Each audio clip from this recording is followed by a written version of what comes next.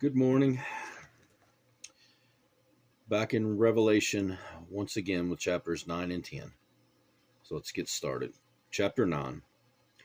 Then the fifth angel sounded, and I saw a star fallen from heaven to the earth. To him was given the key to the bottomless pit.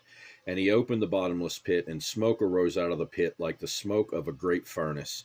So the sun and the air were darkened because of the smoke of the pit. Then out of the smoke locusts came upon the earth, and to them was given power, as the scorpions of the earth have power. They were commanded not to harm the grass of the earth or any green thing or any tree, but only those men who do not have the seal of God on their foreheads.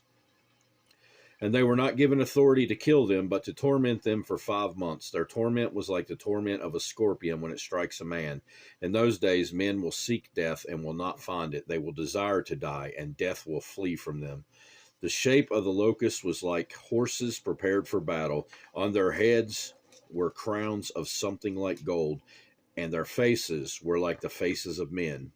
They had hair like women's hair, and their teeth were like lions' teeth, and they had breastplates like breastplates of iron, and the sound of their wings was like the sound of chariots with many horses running into battle. They had tails like scorpions, and there were stings in their tails. Their power was to hurt men 5 months, and they had a king over them, the angel of the bottomless pit, whose name in Hebrew is Abaddon, but in Greek he has the name Apollyon. One woe is past, behold, still 2 more woes are coming after these things. Then the sixth angel sounded, and I heard a voice from the 4 horns of the golden altar which is before God, saying to the sixth angel who had the trumpet, Release the 4 angels who are bound at the great river Euphrates. So the 4 angels who had been prepared for the hour and day and month and year were released to kill 1/3 of mankind.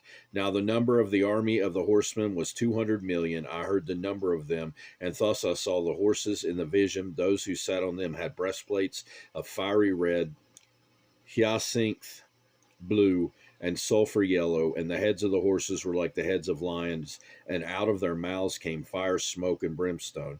By these 3 plagues 1/3 of mankind was killed by the fire and the smoke and the brimstone which came out of their mouths. For their power is in their mouths and in their tails, for the tails are like serpents, having heads, and with them they do harm. But the rest of mankind who were not killed by these plagues did not repent of the works of their hands, that they should not worship demons and idols of gold, silver, brass, stone, wood, which can neither see, nor hear, nor walk. And they did not repent of their murders or their sorceries or their sexual immorality or their thefts. Chapter 10. I saw still another mighty angel coming down from heaven, clothed with a cloud, and a rainbow was on his head. His face was like the sun, and his feet like pillars of fire. He had a little book open in his hand, and he set his right foot on the sea of his left foot on the land, and cried with a loud voice, as when a lion roars. When he cried out, 7 thunders uttered their voices.